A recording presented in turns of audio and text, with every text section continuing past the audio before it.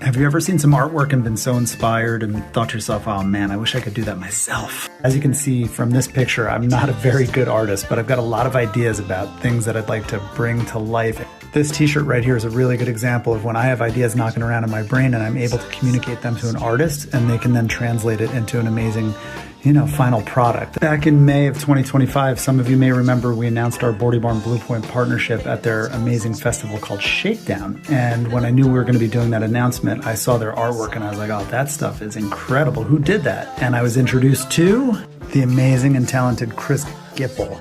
Check out his Insta. I'll tag it right here and put it in the comments below. He is incredibly talented.